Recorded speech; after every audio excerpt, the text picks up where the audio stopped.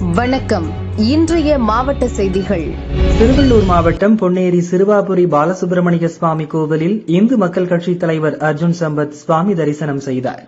நம்முடைய தமிழக வெற்றிக்கழக அரசு திருப்பரங்குன்றத்திலே நீதிமன்ற தீர்ப்பை அமல்படுத்துவதற்குரிய அந்த நடவடிக்கைகளை மேற்கொள்ள வேண்டும், நீதிமன்ற தீர்ப்பை அமல்படுத்த வேண்டும், முருக பக்தர்களுடைய உரிமையை நிலைநாட்ட வேண்டும் என்கிற இந்த கோரிக்கையை முன்வைக்கிறேன்.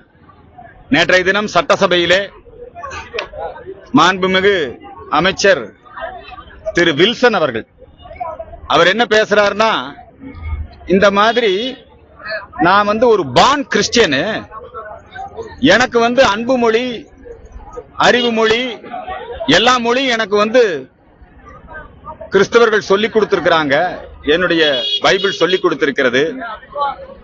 அதனால நான் தமிழை நான் இப்படிதான் உச்சரிப்பேன், நான் மாத்திக்க வேண்டிய அவசியம் இல்லை, இது என்னுடைய ஸ்டைல்.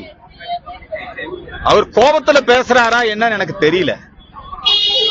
இது ரொம்ப தப்பான ஒரு கருத்து. இந்த கருத்தை எப்படி சபாநாயகர், மாண்புமிகு முதலமைச்சர் இவங்க எல்லாம் அதை அமைதியா கேட்டுக்கிட்டு இருந்தாங்கன்னு தெரியல. இதுக்கு நேத்து தான் தமிழ்தாய் வாழ்த்தை தமிழக அரசு நிகழ்ச்சியிலே முதலில் பாடுவதற்கு தீர்மானம் நிறைவேற்றி தமிழ்தாய் வாழ்த்து கெத்துன்னு இருக்கிறார் ஜோசப் விஜய். இவர் என்னங்கிறாரு, நான் தமிழ் சரியா படிக்கவில்லை, நான் கிறிஸ்தவ முறையில நான் வளர்க்கப்பட்டிருக்கிறேன் அப்படின்னு ஒரு மத காழ்ப்புணர்ச்சியோடு அவருடைய மத நம்பிக்கையை நாங்க வரவேற்கிறோம். இப்ப நம்ம சபாநாயகர் இருக்காரு, அவர் மத நம்பிக்கை கிறிஸ்தவர், அதை நாங்க வரவேற்கிறோம். ஜோசப் விஜய் முதலமைச்சர் இருக்காரு, அவரு மத நம்பிக்கை தன்னை ஜோசப் விஜய்னே சொல்லிக்கிறாரு, வரவேற்கிறோம். ஆனா தமிழோடு அதை ஒப்பிட்டு தமிழை தரம் தாழ்த்தி, நான் தமிழ்ல சரியா பேச மாட்டேன், எழுத மாட்டேன், எனக்கு கிறிஸ்துவ மதம் அப்படி சொல்லிக் கொடுக்கலன்னு அது என்ன அர்த்தம்? இது மிகப்பெரிய தவறான முன்னுதாரணம். அவை குறிப்பிலிருந்து இந்த வார்த்தைகளை நீக்க வேண்டும். தமிழா கிறிஸ்தவமான்னு பேசினா அப்ப நீ கிறிஸ்டின், அப்ப நீ தமிழன் இல்லையா? நான் பான் கிறிஸ்டின் பண்ண நீ தமிழனா இல்லையா? ஏற்கனவே உங்க அமைச்சரவையில 9 பேர் கிறிஸ்தவர்கள், உங்களுக்கு ஓட்டு போட்டது பூரா தமிழர்கள், உங்க ரசிகர்கள் எல்லாம் யாரு? தமிழர்கள். அமைச்சராகவும் சபாநாயகராகவும் உயர் அதிகாரிகளாகவும் கிறிஸ்தவர்கள் இந்த ஆட்சியில் இருக்கிறாங்க. நீங்க இந்த மதபேதம் பார்க்க கூடாது, நீங்க இப்படி எல்லாம் பேசக்கூடாது. இத சபாநாயகர் உடனடியா கண்டிச்சிருக்கணும். முதலமைச்சர் ஜோசப் விஜய் அவரை கூப்பிட்டு அறிவுரை சொல்லி இருக்கணும். அவர் என்னமோ அன்பு மொழி தான் நான் கத்துக்கிட்டு இருக்காங்கிறாரு. இவர் என்ன அன்பு மொழி கத்துக்கிட்டாரு? இவர் சொந்த சகோதரன் ஏதோ குடும்ப பிரச்சனை உருட்டு கடை எடுத்துட்டு போறாரு, அதான் அன்பின் மொழியா? நீங்க ஜீசஸ் சொன்னதெல்லாம் பின்பற்றீங்களா? பைபிள் சொன்னதெல்லாம் நீங்க பின்பற்றீங்களா? ஒரு கணத்தை அடிச்சா மறு கணத்தை காட்டினார், எதுக்கு உருட்டு கடையோட போன நீ? ரொம்ப தப்பான ஒரு அவர் வில்சன் ஐயா அவர்கள் மாண்புமிகு அமைச்சர் மரிய வில்சன் இல்லையா, அவர் உடனடியாக இந்த விஷயத்துல வருத்தம் தெரிவிக்கணும், மன்னிப்பு கேட்கணுங்கிற வேண்டுகோளை முன்வைக்கிறோம். காவிரி பிரச்சனையில பாரத பிரதமர் நரேந்திர மோடிக்கு நன்றி தெரிவிச்சு தமிழக சட்டசபையில தீர்மானம் போடணும். ஏன் தெரியுமா? மேகேதாட்டு அணை கட்டுவதற்கு கர்நாடக அரசாங்கம் அவங்க அந்த திட்டத்தை தாக்கல் செய்தார்கள். அந்த திட்டத்தை மத்திய அரசு நிராகரித்திருக்கிறது, அங்கீகரிக்கல. சுற்றுச்சூழல் அமைச்சகம் கிளியரன்ஸ் கொடுக்கல. மேகேதாட்டு அணை கட்டுவதற்கு கர்நாடகத்திற்கு அனுமதி கொடுக்காமல் நிறுத்தி வைத்திருக்கிறது மத்திய அரசு. அதனால நரேந்திர மோடிக்கு நன்றி சொல்லணும். அதே மாதிரி காவேரி ஆணையத்தை அமைத்தது, நடுவர் மன்றத்தை அமைத்தது அடல் பிகாரி வாஜ்பாய். அந்த நடுவர் மன்ற தீர்ப்பின்படி தண்ணீரை திறந்துவிடக்கூடிய நடவடிக்கைகளை மேற்கொண்டு வருவது காவேரி ஆணையம். இந்த நடவடிக்கை எல்லாம் இன்னைக்கு பிஜேபி ரொம்ப சிறப்பா செஞ்சுட்டு இருக்காங்க. விவசாயிகளுக்கு ஆதரவா, தமிழகத்துக்கு ஆதரவா, இந்திய ஒருமைப்பாட்டின் பக்கம் நின்று நம்முடைய பிஜேபி அரசாங்கம் செயல்பட்டுக் கொண்டிருக்கிறது. தமிழ்நாடு சட்டமன்றத்தில் நன்றி அறிவிப்பு தீர்மானம் போடணும்னு கேட்டுக்கிறேன் நரேந்திர மோடி. திருநெல்வேலி டவுன் நயினார்குளம் பகுதியில் மாநகராட்சி சார்பில் பல கோடி ரூபாய் மதிப்பில் அமைக்கப்பட்டுள்ள பூங்கா அருகே மதுபான கடை செயல்படுகிறது. மாலை நேரங்களில் இங்கு மதுபானம் அருந்துவோர் பூங்கா மற்றும் சுற்றுப்புறங்களில் அமர்ந்து மது அருந்துவதுடன் காலி மது பாட்டில்களை போதையில் வீசிச் செல்கின்றனர். இதனால் பூங்காவிற்கு வரும் பொதுமக்கள் மற்றும் குழந்தைகளுக்கு பாதுகாப்பற்ற சூழல் ஏற்படுகிறது, சுற்றுச்சூழல் பாதிக்கப்படுகிறது. வி த லீடர் அமைப்பினர் பூங்காவில் ஆய்வு மேற்கொண்டனர். தொடர்ந்து நயினார்குளம் பூங்கா அருகே செயல்பட்டு வரும் மதுபான கடையை அகற்றவோ அல்லது மூடவோ நடவடிக்கை எடுக்க வேண்டும் என வலியுறுத்தி வி த லீடர் அமைப்பின் திருநெல்வேலி மாவட்ட ஒருங்கிணைப்பாளர் கணேசமூர்த்தி தலைமையில் நிர்வாகிகள் மாவட்ட கலெக்டர் ஆனந்த் மோகனிடம் மனு அளித்தனர். நெல்லை டவுன் பகுதியில் நயினார்குளம் ரோடு சாலையில ஒரு டாஸ்மாக் நிறுவனம் நடத்திட்டு இருக்கு. டாஸ்மாக் மட்டும் தான் இருக்கு, அங்க பார் இல்ல. அதனால என்ன ஆகுதுன்னா அங்க உள்ள டாஸ்மார்க்ல சரக்கு வந்து அதுக்கு ஏத்தால உள்ள பூங்கால வச்சு அடிச்சிட்டு இருக்காங்க. பூங்கால அடிச்சுட்டு பூங்கா வந்து பயன்பாட்டுக்கு இல்லாத அளவுக்கு ஆயிட்டாங்க. அது போக அதுல உள்ள பஸ் ஸ்டாண்டு பக்கத்துல பயணிகள் நிக்கவே முடியல. அதாவது பஸ் ஸ்டாண்டு வந்து பஸ்ஸுக்கு காத்திருக்க தான் இருக்கிற வழியை, ஆனா அதுல வந்து படுக்கை அறையா தான் அதை பயன்படுத்திட்டு இருக்காங்க. அந்த டாஸ்மார்க் வராங்க, அதுலயே வச்சு சரக்கு அடிக்காங்க, அங்கனே படுத்துறாங்க. அதை வந்து பாரா யூஸ் பண்ணிட்டு இருக்காங்க. அதுக்கு நடவடிக்கை எடுக்க சொல்லி இன்னைக்கு மாவட்ட ஆட்சியர்கிட்ட நாங்க மனு கொடுக்கோம். அது போக அந்த சரௌண்டிங் வந்து நயனார் குளத்து சரௌண்டிங் வந்து சுற்றுச்சூழல் வந்து ரொம்ப மோசமா இருக்கு. அந்த சுற்றுச்சுவரை வந்து நோட்டீஸ் ஓட்டுறதுக்கு பயன்படுத்திட்டு இருக்காங்க. இன்றைக்கு சுத்தி உள்ள இதை எவ்வளவோ செலவு பண்ணி அதை ஒரு சுற்றுலாத்தலம் மாதிரி கொண்டு வரணும்னு எவ்வளவு முயற்சி பண்ணாங்க. ஆனா அதை வந்து நம்மளால கரெக்டா இது பண்ண முடியல. நயனாங்குளத்தை வந்து லீஸு கொடுக்காங்க, மீன் பிடிக்க குத்தகை கொடுக்காங்க. அந்த குத்தகைக்கு கொடுக்கறவங்களே வச்சு அதுல ஒரு பகுதியை வந்து எடுத்து இந்த சுற்றுச்சூழலை வந்து அழகா பாதுகாக்கலாம். சுற்றுச்சூழல் பாதுகாத்தா அடுத்து அந்த இதை வச்சு அங்குள்ள உள்ள விவசாய மக்களுக்கு எல்லாத்துக்கும் நல்லா இருக்கும். இதனால பொதுமக்களுக்கு நிறைய இடைஞ்சல் இருக்கு. இது சம்பந்தமா எங்க தலைவர் வந்து சுற்றுச்சூழல் சம்பந்தமா இந்த ஆகஸ்ட் மாதம் முழுவதும் ஒரு விழிப்புணர்வு பண்ண சொன்னாங்க. அதனால இன்னைக்கு நாங்க வீத லீடர்ஸ் திருநெல்வேலி மாவட்ட சார்பில் அண்ணன் கணேசமூர்த்தி அவர்களோட ஏற்பாட்டின் பேர்ல இங்க வந்து கொடுத்திருக்கோம். பூங்கா மற்றும் அதன் சுற்றுப்புறங்களை தூய்மையாகவும் பொதுமக்கள் மற்றும் குழந்தைகள் பாதுகாப்பாக பயன்படுத்தும் வகையில் உரிய நடவடிக்கை எடுக்க வேண்டும் என்றும் வலியுறுத்தினர். திருநெல்வேலி மானூர் பலஸ்தீனாபுரம் கிராமத்தில் சுமார் 130க்கும் மேற்பட்ட குடும்பங்கள் வசிக்கின்றனர். கிராமத்திற்கு வடக்கில் 1/2 கிலோமீட்டர் தூரத்தில் அரசு நீர்த்தேக்கம் உள்ளது. நீர்த்தேக்கம் உள்ள 61 சென்ட் நிலத்தை குமாரசாமி என்பவர் 1985ஆம் ஆண்டு தமிழக அரசுக்கு தானமாக வழங்கினார். தொடர்ந்து அப்பகுதியில் கரை அமைத்து ஆழ்துளை கிணறு தோண்டி மக்களுக்கு குடிநீர் விநியோகம் செய்யப்பட்டு வருகிறது. இந்நிலையில் மும்பையில் வசிக்கும் மானூரைச் சேர்ந்த சிலர் அந்த இடத்தை 2007ஆம் ஆண்டு தனியார் நிறுவனத்திற்கு மோசடியாக விற்பனை செய்துள்ளனர். பின்னர் தனியார் நிறுவனத்திடமிருந்து 2021ஆம் ஆண்டு முருகேசன் என்பவருக்கும் 2025ஆம் ஆண்டு ஜோசப் நிக்சன் என்பவருக்கும் நிலம் கைமாறியுள்ளது. தற்போது நிலத்தை வாங்கியுள்ள ஜோசப் நிக்சன் வருவாய் அதிகாரிகள் துணையோடு அரசு நீர்த்தேக்க பகுதிக்குள் சர்வே நடத்தியுள்ளார். அதில் 50 சென்ட் நிலத்தை அளந்து சுற்றி வேலி போட்டுள்ளார். நீர்த்தேக்க பகுதிக்குள் புதிய ஆழ்துளை கிணறு அமைத்து கரையை உடைத்து சேதப்படுத்தியுள்ளார். அப்பகுதி மக்களின் ஒரே குடிநீர் ஆதாரமாக விளங்கும் இந்த நீர்த்தேக்கத்தை தனியார் ஆக்கிரமித்துள்ளது மக்களிடையே பரபரப்பை ஏற்படுத்தியது. போலி ஆவணங்கள் அடிப்படையில் பட்டா மாற்றம் செய்யப்பட்ட குற்றத்திற்கு விஏஓ மற்றும் துறை சார்ந்த அதிகாரிகள் மீது தக்க நடவடிக்கை எடுக்க வேண்டும் என மக்கள் கொந்தளித்தனர்.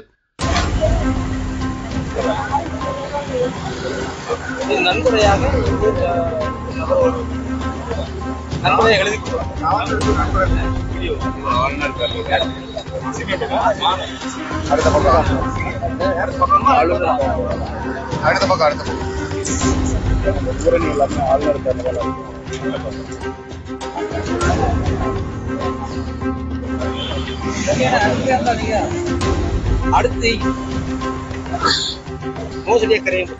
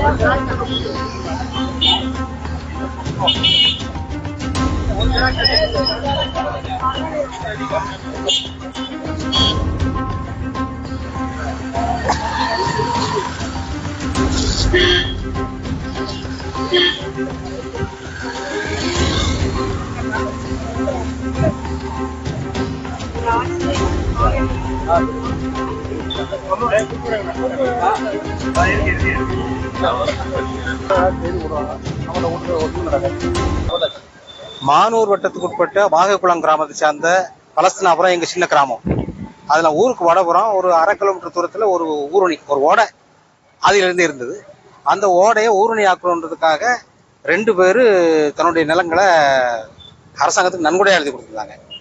அந்த நன்கொடை பத்திரத்தை நாங்கள் இதோட ஏற்கனவே மனு கலெக்டர் கொடுக்குற மனுவில் அட்டாச் பண்ணிடுறோம். அந்த இடத்த என்ன பண்ணினாங்கன்னா காற்றாடிக்கு ஒரு நபர் வித்து, ஏன்னா ஏற்கனவே எழுதி கொடுத்தவர் இறந்து போனார். இறந்து போனதுக்கு அப்புறம் இன்னொரு நபர், அதே பேர் உள்ள இன்னொரு நபரை கூப்பிட்டு பத்திரத்தை எழுதி காற்றாடி நிறுவனம் வாங்கிடுச்சு. வாங்கி அதை என்ன பண்ணாங்கன்னா அடுத்தவங்களுக்கு விற்று இப்போ 3வது கையில் போய் நிற்க. அந்த பையன் என்ன பண்ணுறாருன்னா நேரடியாக வந்து விஓ நேரடியாக உள்ள கூட்டிகிட்டு வந்து அளந்து இன்னத்தை அவர்கிட்ட ஒப்படைச்சிருக்காரு. அந்த பையன் அதில் ஒரு போரை போட்டுட்டு கரையெல்லாம் ஏற்கனவே அரசாங்கம் போட்டு கொடுத்த கரையெல்லாம் உடைச்சி எல்லாத்தையுமே நாசம் பண்ணிட்டாங்க. அதை ஒரு சமாதானம் மாதிரி ஆக்கி வச்சிருக்காங்க. ஏற்கனவே எங்கள் ஊரில் அந்த ஊருணி பக்கத்தில் உள்ள ஒரு போர் முன்னால் போட்ட போர் 25 வருஷத்துக்கு முன்னால் போட்ட போர், அதுலேருந்து குடிநீர் நீராதாரமே எங்களுக்கு அதுலேருந்து தான் கிடைக்குது. எல்லா மக்களும் அதுலேருந்து தான் குடிச்சுட்டு இருக்கிறோம் தண்ணீர். இப்போ அதுக்கும் ஆபத்து வர மாதிரி அந்த நபர் வந்து பண்ணியிருக்கிறாரு. நடவடிக்கை எடுக்கணும். அவர் பேர் என்ன தம்பி? துரையன், வாகைக்குளத்துக்கார். உடந்த விஓ உடந்தையா இருந்திருக்கிறார். ஏன்னா அவருக்கு தெரியாம இருக்காது. ஊருணிங்கும் போது நிச்சயமாக பத்திரம் இருக்கணும், அவங்களுக்கு தெரிய வேண்டாமா? அவர் ஒன்னா நின்று அளந்தே கொடுத்துருக்கிறாரு. ஒரு சர்வேர் வச்சு அளந்து கொடுத்து அது என்னன்னு எங்களுக்கு தெரியாது. வாங்கியக்காரா என்னன்னு தெரியாது. ஏன்னா அந்த விஓ மேல நிறைய அலிகேஷன்லாம் இருக்குன்னு சொல்றாங்க. அவரு கிராமத்துக்குள்ள நுழைஞ்சு இந்த மாதிரிலாம் பண்றது தப்பு இல்லையா? அவரு தெரியாம இருக்காரா? ஊருணின்னா நிச்சயமாக அரசாங்கத்துக்கு. ஆமா ஆமா ஆமா சார். அதுக்காக தான் கலெக்டர்கிட்ட மனு கொடுத்து நடவடிக்கை எடுக்க வைக்கணுன்றதுக்காக வந்து கொடுக்க வந்திருக்கிறோம். இப்போ மனுவை கலெக்டரை பார்த்து கொடுக்க போறோம். நடவடிக்கை என்ன இருக்குன்னு பார்க்கலாம். எடுத்துருவாங்கன்னு நம்பிக்கை இருக்கு. எங்க ஊர்ல 2 சமுதாயம் இருக்கு. 2 சமுதாய மக்களும் ஒன்னா சேர்ந்து அவங்க வந்து ஊரணி 1985 வருஷத்துல ஊரணி அமைக்கிறதுக்கு ஆளுநர் அவர்களுக்கு வந்து நன்கொடையா அவங்க காணப்பத்திரமா கொடுக்குறாங்க. அதாவது அந்த இடம் வந்து விவசாய புஞ்ச இடத்த வந்து ஊரணி அமைக்கிறதுக்கு தமிழ்நாடு அரசுக்கு 1985 வருஷத்துல தானமா கொடுக்குறாங்க. 1985 தானமா கொடுத்து அதுக்கப்புறம் தான் 22 வருஷம் கழிச்சு 2007 வருஷத்துலதான் அது காத்தாடிக்கு விற்கப்படுது. அது 2 இடம் கொடுத்ததுல ஒரு இடம் மட்டும் விற்கப்படுது. ஆனா வெள்ளங்க சான்றிதழ்ல தெளிவா போட்டுருக்கு. தானம் பெற சுப்பையா மாடசாமின்னு போட்டு சென்ட் 61 பிளஸ் சென்ட் 38 இது 2மே தமிழ்நாடு அரசுக்கு சொந்தமானவே. தமிழ்நாடு அரசு நாட்டின் நன்மையை கருதி கசிவுநீர் குட்டை அமைக்க அப்படின்னு சொல்லி கரெக்டா தெளிவா போட்டிருக்கு. வில்லங்க சான்றிதழே தெளிவா இருக்கு. இந்த இடம் வந்து ஆரம்பத்துல தாய்ப்பட்டாவானது ஊரணிக்கு தான் சொந்தம் அப்படின்னு சொல்லிட்டு. ஆனா ஒரு சர்வே நம்பர் மட்டும் மாறி காத்தாடிக்கு வந்து வித்திருக்கிறாங்க. சுப்பையாமா வேலுக்கு பதிலா சுந்தர மகன் வேலு அப்படின்னு சொல்லி வித்திருக்காங்க. இதுலதான் வில்லங்க ஆரம்பிக்குது. இதுக்கு முன்னாடி 22 வருஷத்துக்கு முன்னுக்கிட்டு எங்க வடக்குவாக்குளம் பஞ்சாயத்துல வேலை பார்க்கிற அந்த யாரா இருக்கட்டும் அந்த அதிகாரிகள் எல்லாமே அதுலயே தேவையில்லாத வேலையை தான் பார்த்துருக்காங்க. வில்லங்கமான வேலையை தான் பார்த்துருக்காங்க. ஒரு நபரோட சொத்துக்கு சம்பந்தம் இல்லாத நபரை வச்சுதான் அவங்க சேல்ஸ் பண்ணிருக்காங்க, வித்திருக்கிறாங்க. ராஜஸ்தான் உதய்பூரை சேர்ந்த நாராயணா சேவா சன்ஸ்தான் அமைப்பு மூலம் கோவையில் மாற்றுத்திறனாளிகளுக்கான செயற்கை கால் மற்றும் கை இலவசமாக வழங்கப்பட்டது. ஜப்பான் மற்றும் ஜெர்மன் தொழில்நுட்பத்தில் தயார் செய்யப்பட்ட 3D வகை கேலிபர்களை மாற்றுத்திறனாளிகள் இலவசமாக பெற்று மகிழ்ந்தனர்.